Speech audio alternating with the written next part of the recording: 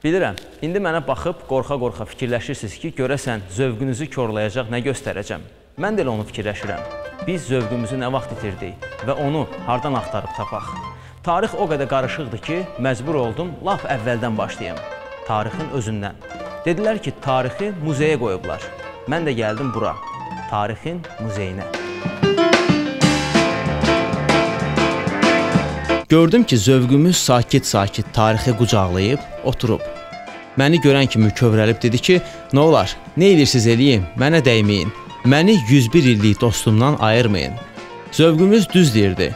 Onu bax bu 40 pilləli, 101 otaqlı sarayı tikdirib, 101 yaşında da dünyasını dəyişən böyük xeyriyyəçi Hacı Zeynalabidin Tağıyev Azərbaycana dəvət eləmişdi.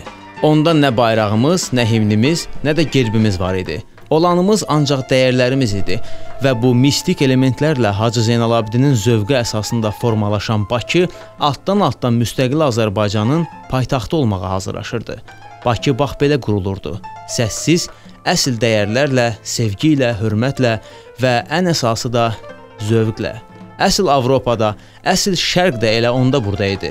Şərq qadınının sahib olduğu dəyərlərsə Tağıyevin xanımının otağından görünür. Əsl Rusiya da elə o vaxt burada idi. Əslində elə dəyişilməyən ancaq Rusiyadır. Rusiya Tağıyevi bu evindən çıxarandan sonra biz də dəyişdik. Tariximiz də, zövqümüz də. Bəlkə elə buna görə bugün həmin sarayın 2-ci mərtəbəsinə qalxmaq üçün əvvəl tarix muzeyini gəzməlisən.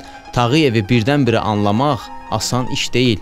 Bizim nağıllarda tez-tez qeyd olunur ki, xalçanın 101 naxşı vurulanda o artıq sehirli olur. Və mənə çox maraqlıdır ki, kasıb başmaqçının oğlu, savadsız milyonçumuzun bu dərin zövqü hardan gəlirdi? Pul axı hər şey deyil. Cavab verdilər ki, dünya görmüş olub, ona görə. Mən də dedim ki, nə olsun? Biz də gəzib dünyanı görürük də, bəs zövqümüz niyə bu gündədir? Raqif Rafoğlu, nə xəbər?